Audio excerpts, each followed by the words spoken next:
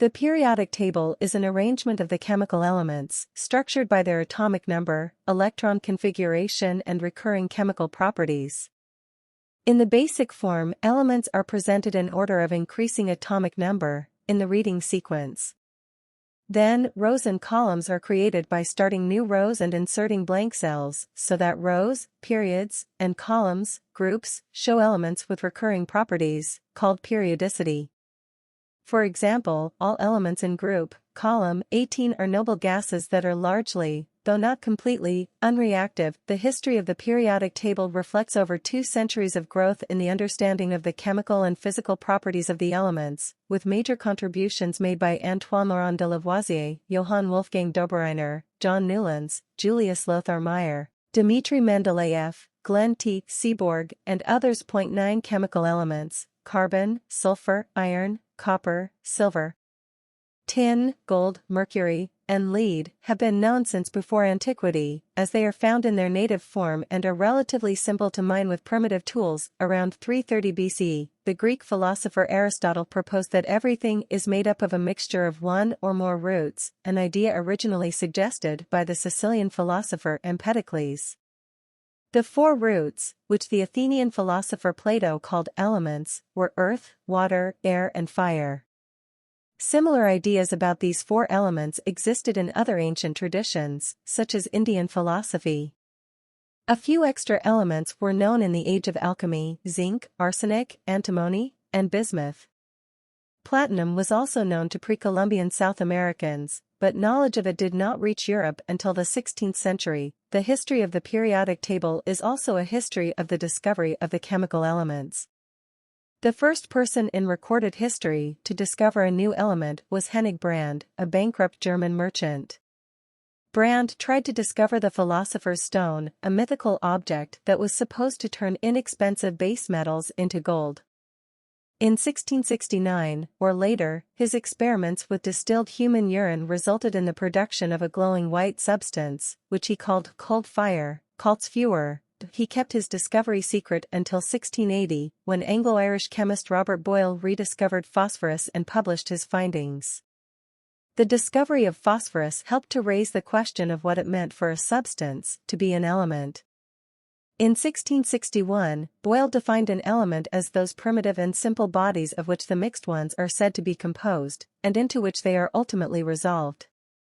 In 1789, French chemist Antoine Lavoisier wrote Traité élémentaire de chimie, Elementary Treatise of Chemistry, which is considered to be the first modern textbook about chemistry.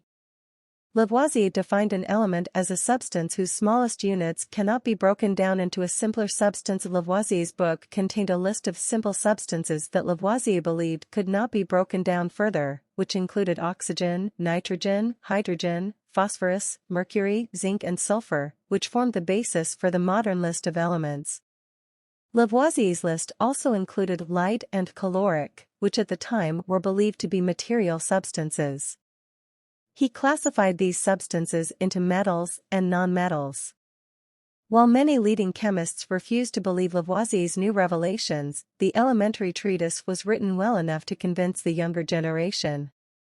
However, Lavoisier's descriptions of his elements lack completeness, as he only classified them as metals and non-metals. In 1808-10, British natural philosopher John Dalton published a method by which to arrive at provisional atomic weights for the elements known in his day, from stoichiometric measurements and reasonable inferences.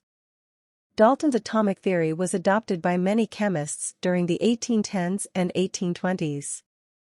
In 1815, British physician and chemist William Prout noticed that atomic weights seemed to be multiples of that of hydrogen.